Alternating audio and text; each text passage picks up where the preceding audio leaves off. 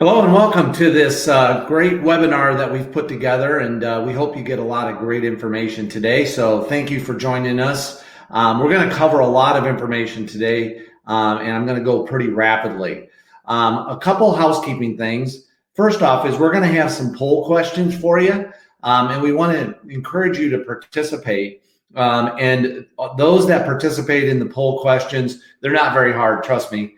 That participate all the way through the webinar, and we'll put all those names in a hat, and we'll have a little drawing that we will send you a gift. Secondly is I want to make sure we cover the gift certificate. You know that there's a $15 gift certificate coming to you, and so how you'll get that is once we complete the webinar, we'll talk about how you can turn in for that gift certificate. And then also you're going to have an opportunity at the end to set up a no cost obligation appointment, and actually for your time we'll give you even more of a gift certificate. So my name is Eric Brenner. I am president and founder of Hilltop Wealth Solutions. We are a financial planning and wealth management firm. Our main office is based in Mishawaka. I've been doing this for almost 27 years. The team of advisors have been given advice for well over 100 years. So we do this every day, all day, and we work with clients. And we're hoping to share a lot of really good information with you. So let's start off with our first poll question. So you'll see the poll pop up here, okay? I'll give you a few seconds to answer it. Where are you? Are you already retired? Will you retire in 5 years or less? Or are you going to retire more than 6 years from retirement?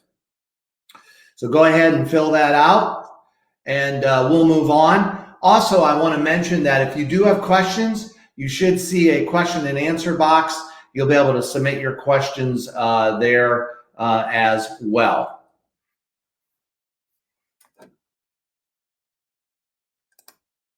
Okay. Thank you for doing that.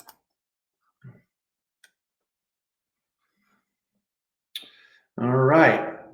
And we'll take a look at that here in a second. Okay. All right. So let's start off here with our topics for today. We're going to talk about the markets and the global pandemic.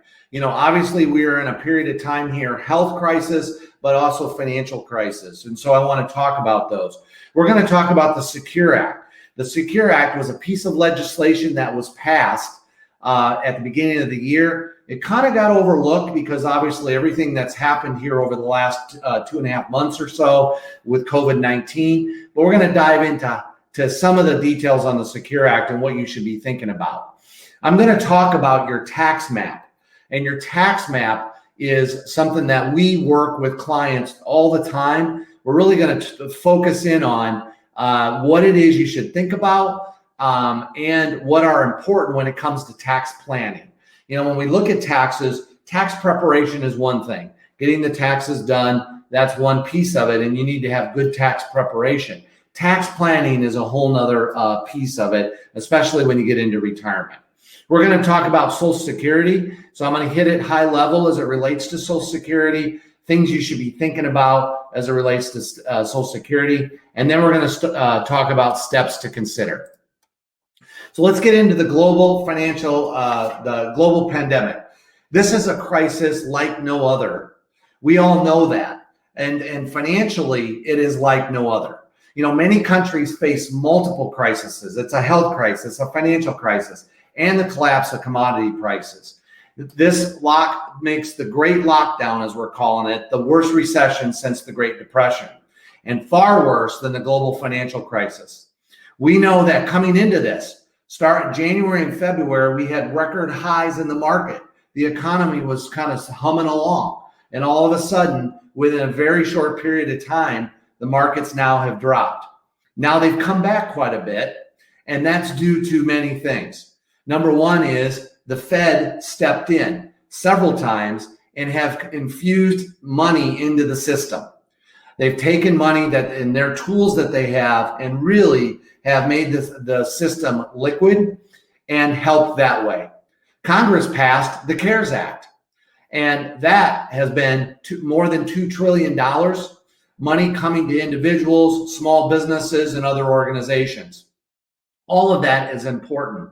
And we don't think that the relief is over. Oftentimes it's called the stimulus package, the CARES Act stimulus package. It's really a relief package. And so one of the things that will continue to happen is we see a cumulative loss of GDP over 2020 and 2021 from the crisis could be around $9 trillion.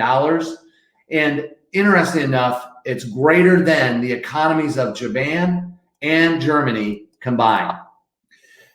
With the scale and the speed of the crisis, international policy responses need to be large, rapid deployment, and speedy recalibrated as the new data becomes available. This needs to happen time after time after time.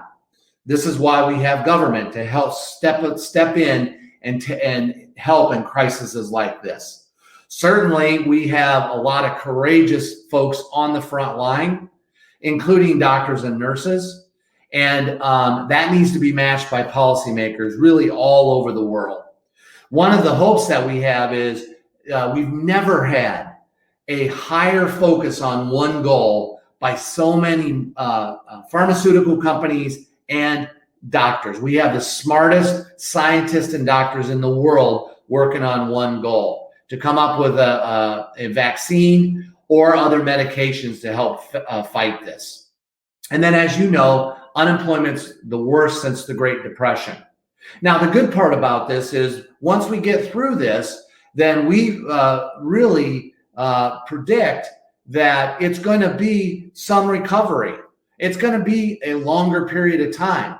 It's not necessarily how deep the recovery is going to be. It's just going to be how long is it going to take. And so these are things that are the unknown, because right now the virus could come back and we would be obviously in trouble, both from a health side as well as from a financial side. So what you can do is you really control what you can control. You can't control a lot of things from the outset, but you can control what you can control. So we encourage that people control what they control. All right, poll number 2. Let's take a look at poll number 2. Okay. How confident are you that your investment planning strategy is right for you? So let's go ahead and do that. I'll give you a couple seconds to fill that out. So are you confident, somewhat confident, or not confident?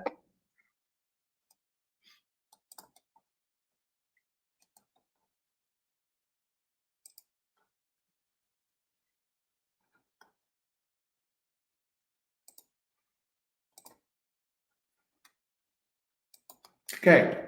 All right. So next thing I want to talk about is I really want to talk about portfolios and portfolio returns and factors affecting portfolios, whether you're saving before retirement or whether you're retired. And we want to talk about the sequence of returns and what those sequence of returns, what they really mean. When returns happen, that's what we want to talk about, is when returns happen. Okay. And so if you look at what's on the slide here, okay, this actually shows a portfolio. And if you look at A and B, so on the left-hand side, portfolio A, right-hand side, portfolio B. Portfolio A is $100,000 to start. Portfolio B is $100,000 to start. And if you see the returns actually, you can see are different on the screen. So really, when it comes to overall, as it relates to the returns, what we've simply done here is reversed them. So in portfolio A, the positive or the negative returns start off at this scenario of age 41 through age 43. And you can see that at the end, okay, there's $684,000 in the portfolio. Portfolio B actually starts off with the positive returns, and we have negative at the end. But you can see that the value of these returns are all the same at the end. So between age 41 and age 65, we end up with the same amount of money. It really didn't affect us when we were in our 40s and 50s and even into our 60s. The same amount of money invested, the same assumed rate of return, and we end up with the same amount of money at the end at age 65. When we look at a scenario after now you're retired, so we're assuming retirement here. Now, we are assuming that we start off with portfolios at $684,000, each of the portfolios.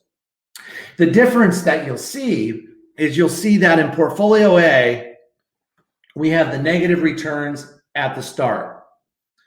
That may be the situation today. Now with the global pandemic, if you're close to retirement, are there going to be negative returns within your portfolio to start as you're entering into retirement? And then you can see in portfolio B, it's down here, the negative returns. Well, obviously, if you look at portfolio A, okay, with portfolio A and a annual withdrawal of 5%, that's the key. When we were saving it from age 40 to 65, there were no withdrawals. Now you're retired. You have a need. That's what you've saved it for. So now you're taking 5% a year, and you can see that in this case, in portfolio A, you run out of money. And it runs out of money only because the negative returns happened early on during retirement. In portfolio B, you can actually see that you've taken 5% and you've actually experienced growth. The point here is a couple things. One is you need to make sure that your retirement income strategy is solid. Where are you taking money? How is it taxed? Okay, and will it be enough? That's the first thing. Where are you taking the money? How is it taxed? And will it be enough? And I will say this. Oftentimes I get people thinking about, well, what kind of income do you want in retirement? What is your need? And what they start saying is, well, let's see, my Social Security will be $2,500 a month. This will be this. I encourage you to think differently. Do not think about the income that you know you'll have coming in to start. Think about your need. You can think about it on a monthly basis or an annual basis, whatever is easiest. Think about the need. And then determine where's the best place to take it from, because it could matter tax-wise and other situations. The other thing I will say to you is that a retirement solution, okay, and a retirement product are different. Do not get led in to products, okay, that is about selling a product that has a high commission, okay, and it's more about the commission for the advisor versus the opportunity and what's best for the client. So let's go into taxes and talk about taxes. A couple things here that are important, okay? Number one is we are currently in historically low taxes. Historically low. And when you look at this slide, you will see that in 2010, the top bracket at 28% was $209,250. In 2020, the bracket at top at 24% is $326,000. So we go all the way up to $326,000 and we're at a marginal bracket of 24%. We are historically low.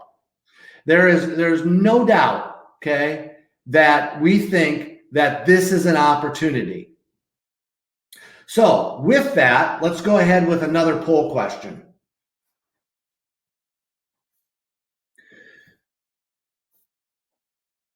The Secure Act is the largest legislation in more than what?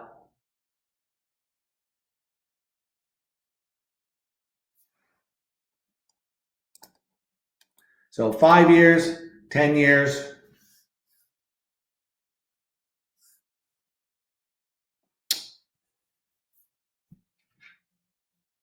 And by the way, the question that we talked about, how confident are you retired in your investment planning strategy? 60% said somewhat confident.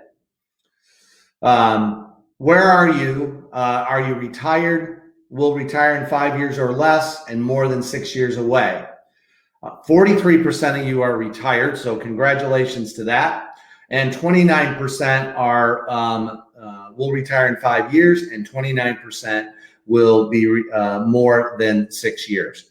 So let's talk about the Secure Act. Now, we talked about taxes, and what I would say to you is that, you know, we are putting obviously a lot of money. The government is putting a lot of money into the system. It's needed. But when that money's going in, at some point, they have the right to actually now request it back, and that's obviously through taxes. So we do think taxes are going to go up. Okay, so the Secure Act actually is more. It's a legislation that's been more than 10 years. Okay, we have not had a piece of legislation as large as this for more than 10 years. And there's a lot of opportunity for those that are retired on the call, on the webinar, for those that are within 5 years, and also for those that have some time left. So number one, you can contribute to a traditional IRA after 70 and a half. That didn't used to be the case. Spouses can also contribute to an IRA after 70 and a half.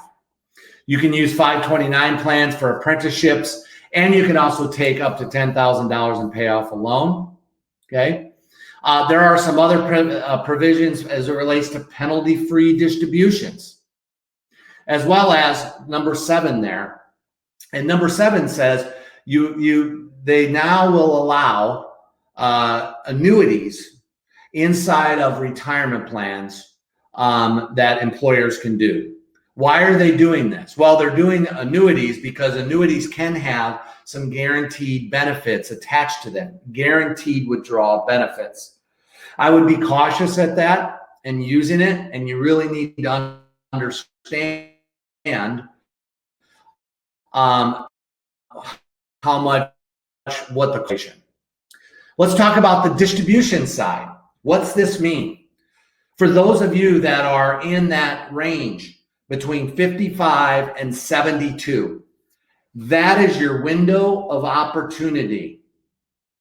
It's a window of opportunity.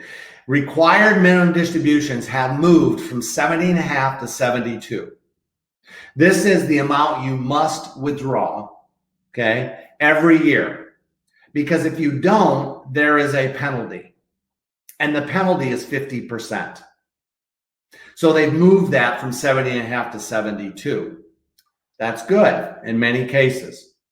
There's no more stretch IRA to a non-spouse beneficiary. The stretch IRA, which we'll talk more about in a minute, okay? In old law, I pass away and my spouse can now take that IRA, no taxes, okay? They don't have to take it out in 1 year. They don't have to stretch it. It's now in an inherited IRA. They can still do that. However, in old law, if I wanted to pass it on to my children, they now had a choice. They could take it out over life expectancy, or they could take it all out lump sum, or over a 5-year period.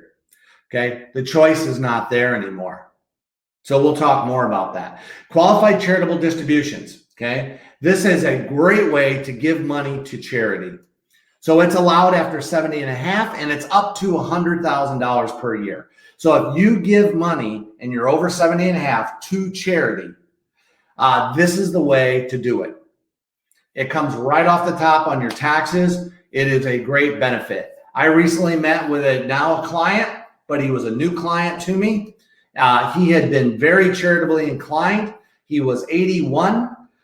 This has been law for a few years. He was never told prior in the past advisor relationship that he could do this. It cost him over the years many, many thousands of dollars. So that's an opportunity. Okay. And then they must distribute the non-spousal beneficiary must distribute the money by the end of the 10th year. So the bottom line is there is no more stretch IRA, stretching it out. Now, you may say, well, you know what? I don't care. I don't care. That's not, if I'm going to be dead, so what? So I would say to you, if you had your choice, would you rather want Uncle Sam or the ones you love or the charities you care about get the money?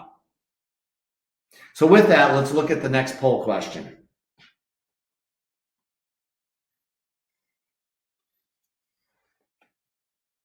Where do you think tax rates are going over the next 10 years?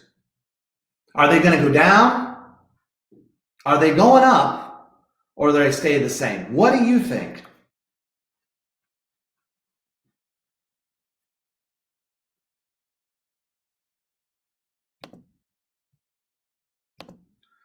All right, so let's talk about required distributions. What happens at age 72 is you now have to take this balance that's in your IRA, okay, your individual retirement plan, and you have to calculate that balance and determine a minimum amount. And that minimum amount must come out every year.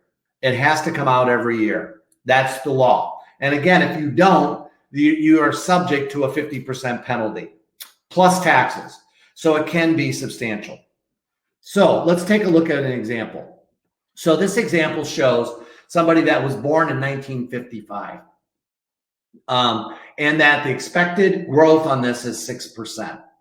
So if you can see that I have a $500,000 account and it grows. And you can see then at age 72, that $500,000 account is now worth $751,000. Now, many of you may say, that doesn't seem realistic, from 2020 all the way through 2027, and now it's worth $750,000. I would say to you, many of you probably have more in assets today than you've ever imagined. Things accumulate. We as a society now are more responsible for us saving. And those that are still saving, it's called the miracle of compounding. Yes, right now we are in a challenging time with the markets, but that's not always going to be the case. And over time, we are going to see growth. So if we don't need this money when it's 65, so assuming here, we'll call him John, doesn't need the money. He's had a good job. He figured out his Social Security. He's got some other assets. He really doesn't need it. He's going to defer the money. He's going to let it go until he really needs to take it. Now he gets to a point at age 72, and he now needs to draw out $29,000. And you can see that $29,000 is projected to go up every year.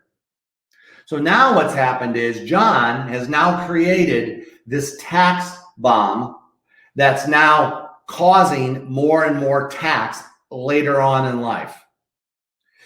Oftentimes, very often, if someone doesn't need the money, they just let it defer. And they don't think through, well, this window of opportunity right here, could I pull money out? Could I take money out at a lower tax rate than what my potential tax rate is going to be down the road? We don't know, but we do know that, we think we know, and it's pretty positive that the taxes will probably go up. They will probably go up.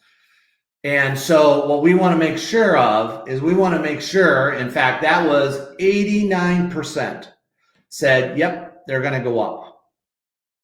So we got a plan for this. And then if you see this actually down here, what this does is this actually takes it down to, I assumed, his life expectancy. So John now passes away, but look what his required distribution is for that year, $55,000.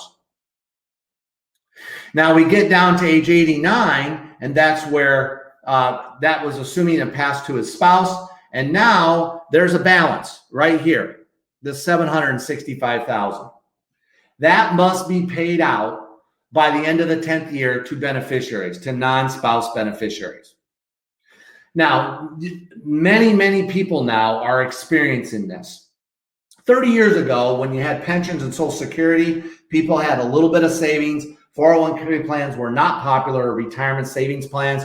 People didn't accumulate assets, investable assets, to this sum. So they had $50,000 in an IRA, and it really didn't calculate out very high. Now this is a reality. We have been more responsible for saving ourselves. Pensions are either gone or almost gone, and now we're going to accumulate more assets. So we have to make sure that we are doing the right thing with those assets. Let's look at an example. Okay. So if you look at this, this looks at that $500,000 and looks at it old rule versus new rule. I think this is really important. The old rule, you can see that they would have withdrawn in 10 years $250,000. So again, I'm assuming the beneficiary's age was 55. So in other words, John passed away, passed the asset on to the beneficiary. Over the 10 years, they would have assumed or had been paid out $250,000. Not bad. $25,000 a year. They had a pension. They set up another pension. Because of Dad, and Dad did a great job of saving, they had a pension. And they still had $697,000 saved up inside the inherited IRA. Well, this really bothered Uncle Sam. Uncle Sam, when they set up the law, never expected these dollar amounts to be this large. Uncle Sam wants to get their hands on that money. So now the new law is it must be paid out by the 10th year. Now here's one of the little nuances to this, is that the beneficiary can take it all in 1 year, they can take it in 3 years, they can take it in the 4th year. I see people making mistakes. Like they take it out over 3 years and then they retire the next year. So they just took out a bunch of money, paid tax on it, and they retired. Their tax bracket's lower. They could have spread it out over the remaining 7 years. There is planning to be done here to minimize the tax impact. Remember, we're also in low historic tax brackets. Almost all of you said taxes will go up. That's your belief. So we have to think about that as it relates to taxes. Okay, so let's move on and talk now about Social Security. Let's do this. Let's do another poll question. Okay. What percentage of people claim Social Security prior to their full retirement age? Again, take a second if you would answer it. Is it 57%, 22%, or 74%?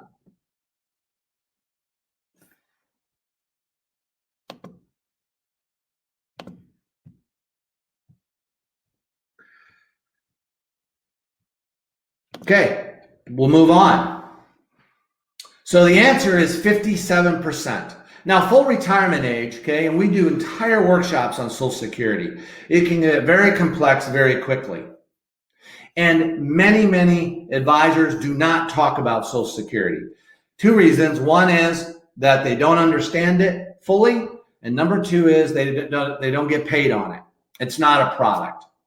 But I will tell you that everybody here has a pension. Everyone has a pension, and it's Social Security. Full retirement age is you're fully vested. That's what it means. Yet still 57% of the people choose it early. So let's look at this. Annual inflation. If your benefit is $2,000 today, and we put a cost of living, oftentimes people forget there's a cost of living on Social Security. And guess what? It's not an act of Congress. It's set on an index. And so we use 2.6%. This is actually lower than the average since it has gone to the index. But you look at a $2,000 benefit today, in 20 years will be worth $3,300. Now think about this. I said it was a pension. How many people, and maybe you have a pension and you're fortunate enough to have a pension, or you know somebody that has a pension. When folks have pensions, my experience over the 27 years is they gut it out until they're fully vested. And in fact, if you have a discussion with them about taking their pension early, it is usually not a good discussion. But yet, people take Social Security early, or they make the wrong decisions with Social Security, or they take it based on what their neighbor says. Oh, I'd take it early because the system's going to be in trouble and all of this. So you just need to be conscious that making Social Security decisions should be based on your situation. So if your full retirement age is 66, you can see that you get 100% of your benefit at age 66. And if your full retirement age is 67, you get 100%. Anything short of that, you get is a cut. So full retirement age at age 67, guess what? It's a 30% cut for life. Now think of this, 30% cut, and the cost of living adjustment still is the same cost of living number, 2.6 if we use the average, but it's on a lower number. Therefore, it can really affect your overall benefit. So if we look at delaying Social Security, they'll give you credits to delay Social Security. They'll give you an additional credit on top of your benefit. And if your age 67 is your full retirement age, you can get 124% of your benefit and 8%. And remember, COLAs are on top of that. So oftentimes people look at break-even points and so forth. What they forget to include is the cost of living. They forget to include the cost of living adjustment. So take that into consideration. So if you look at this can be a really big benefit. We here have $2,800 right there at full retirement age. And you can see that if they take it early, they're getting $1,960. However, if they take it later, they're getting $3,400. Now, what I didn't do is I didn't put COLA on there, cost of living adjustment. So if the cost of living adjustment is calculated in, it's now $4,200. So instead of $2,800, now this individual is getting $4,200. It is a big difference. Now, I'm not saying delay. I'm not saying wait to full retirement age. We have scenarios all over the case where we make scenarios where someone's delaying. One of the spouses is delaying and the other one is not. You really have to work through the scenario and know what's best for your situation and how it's taxed.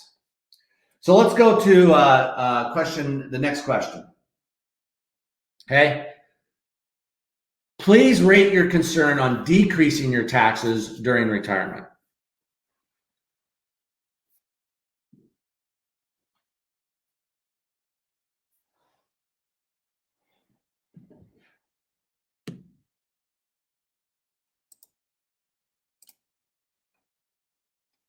Okay, while we're doing that, we're going to switch over to a live program.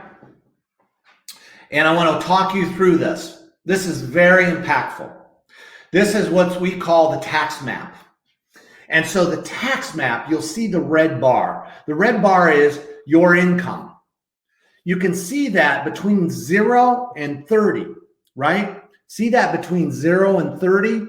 It's a little under 30,000 if we highlight there. And my one of our team members, Marla, is running the show with the technology. Thank you, Marla. You can see that we have 27,500.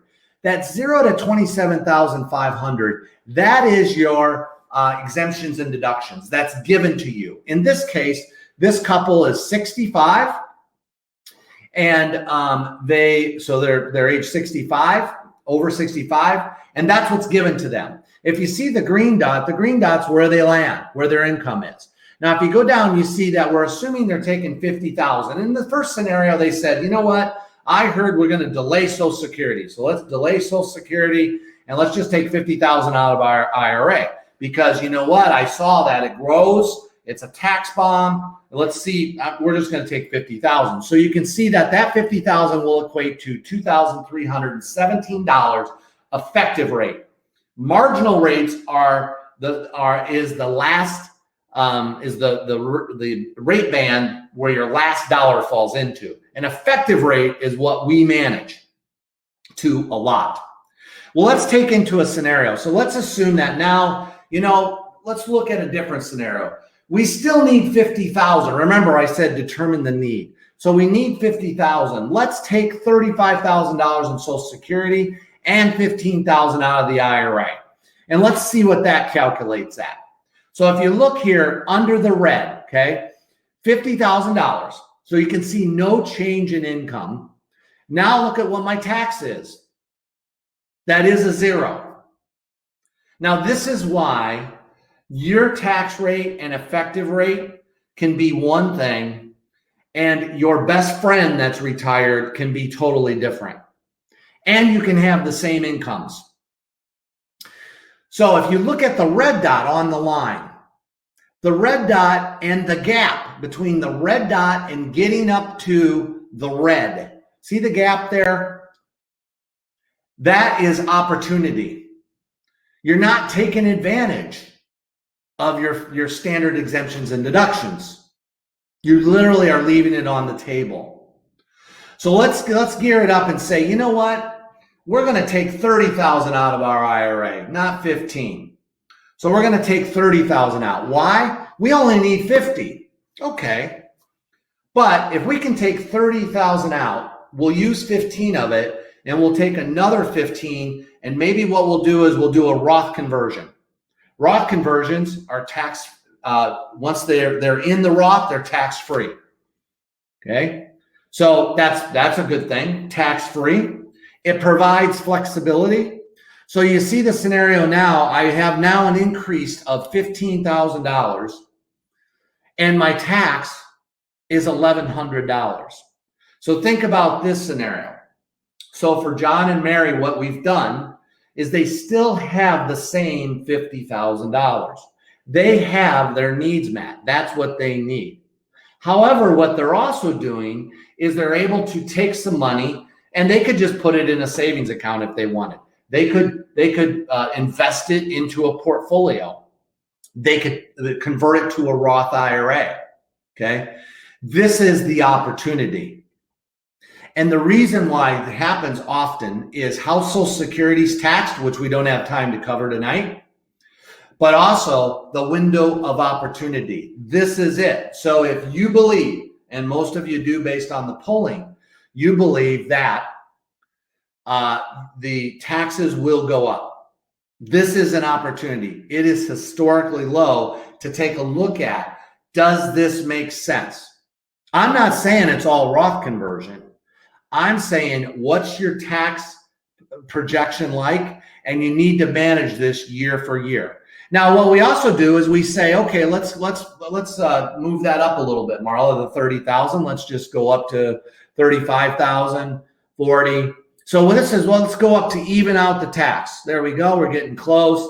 So now what we've done is we've taken an additional income of about 21,000. Now, again, it's income, but we could convert it to a Roth for the same amount of tax that the scenario would have played. We see this all the time. Someone has a plan, and what they want to do is they say, this is what I'm going to do. I'm taking this, I'm doing this, and this is what I'm going to do. And we talk about where's your tax situation? What is your tax situation? And how is it impacted? So projections there are really, really important. It's called the tax map. And you should know your effective tax rate. Now, we calculate it and we work from the effective tax rate for clients every year, and the situations change. So let's go back to the slides if you could, Marla.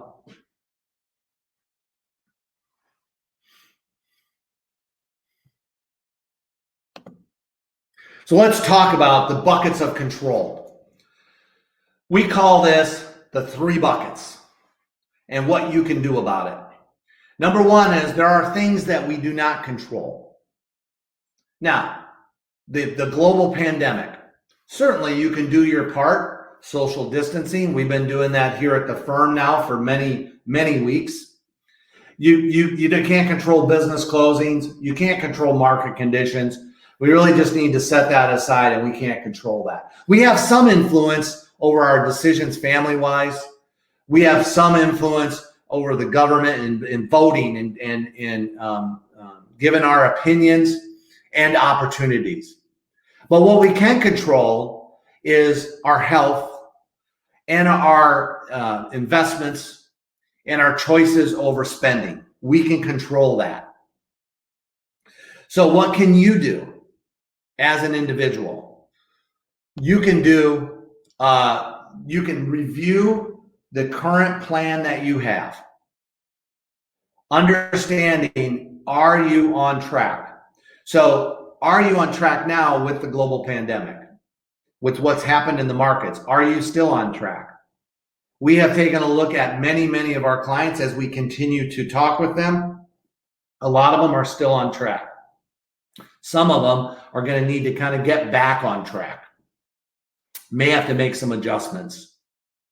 Sometimes a retirement plan includes retiring later than you desire. Even a year or 2 can make a huge difference. I already showed that with the Social Security.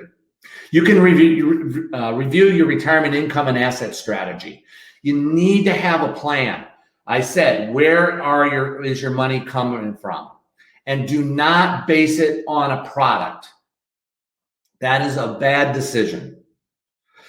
Risk, and where do you fall? If you are uncomfortable right now with your overall risk tolerance, where you fall as it relates to risk, then that needs to be revisited. Are you taking advantage of all the retirement account rules, leveraging the lower tax brackets and charitable contributions and taking advantage of that? And Social Security is a pension. So guess what? You can tell the next person you talk to, whether it's a friend, a coworker, whatever, if you didn't have a pension from an employer, you can say, guess what? I got a pension. And I wish they'd call it that, because that's what it is. It's a pension. So let's talk about Hilltop and what we do. Hilltop, we're a registered investment advisory firm. What that means is we are a fiduciary. We do not sell products, and we must always act in the best interest of the client. So it doesn't really matter to us if you do A, B, or C in investments. We're not selling it based on commission, versus many, unfortunately, you get led to a product. This right now in this environment is right for those that are pushing products to guarantees. I'm not saying they're bad. And in fact, there are many products that are low cost options to give you guaranteed income. But just be cautious there. We have a fee structure that's simple and transparent and easy to understand, versus many provide hidden fees and commissions. We have a holistic approach. We're not motivated at all to sell the products, and selling a product is the goal, is not a good financial plan. And we have more than 85 years of combined experience. Now it's more than 100 actually. And we use a team approach.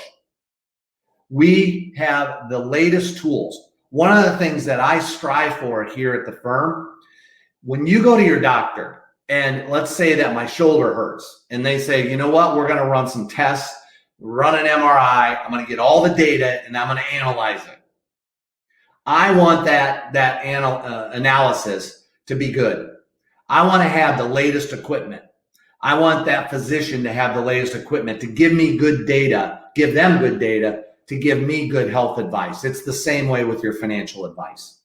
And so we have a team. We are retirement income strategy experts. That's what we do each day and every day. So let's talk about the next steps. We want to appreciate everyone joining you today, and I'm going to tell you in a minute how you'll get your $15 gift card for your time, because it's certainly a lovely evening out and you could have done something else. But also, we're going to give you the opportunity to meet with us. This is a no obligation meeting. You will not be pressured. Remember, we're not sales folks. We want to find out more about you. We want to find out what your goals are. We'll answer your questions, and we'll determine from there whether or not there's a fit. Right now, we're doing virtual meetings or phone consultations because we are continuing to practice the social distancing, and we want to support that because we want to get through this together. And then as a thank you, what we will do is we will give you, after the meeting, you'll get one of these choices, either a Target, Mart, or Grubhub for a $100 gift card. You'll see on the screen you have book now. You can book the appointment, go in and pick a convenient time and schedule your appointment right now. So I would encourage you to do that. The other thing I'm going to encourage you, under the handout section, there is a couple things to look at. The first one is that we're going to ask you to fill out the evaluation. You'll be able to pull that evaluation off, and you don't need to rush right now. We'll leave this up. We'll leave this up after the webinar for several minutes. You'll be able to pull the information off, and you'll also be able to schedule the appointment. I want you to fill out the evaluation. On the evaluation, then, you'll be able to choose which gift card for the $15 do you want, because we certainly appreciate your time. If you have trouble, you can certainly email us, and you can see the name there. It's Denise Dirks, and we'll help you through it. Also, the handouts, there's a couple other handouts there that I would advise you to just take a look at, and you certainly can download and save it on your computer. Talks a little bit more about the Secure Act, as well as a Social Security guide for you. So we've talked about a lot, and I covered it high level, and I wanted to do that. We could have dove into any one of those topics really, really high level, or really deep, excuse me. But we didn't. We covered them high level. So I would encourage you to go ahead and schedule your appointment, pull down your evaluation, fill out the evaluation, and get that submitted so we can get you your $15 gift card. And then I want to thank everybody for participating in the poll. We will pull that together as well. And you will also, the winner will get something a little special as well. We look forward to meeting with you soon. And I want to thank you again for taking the time. And I hope everyone is safe, and we will get through this. Thanks a lot.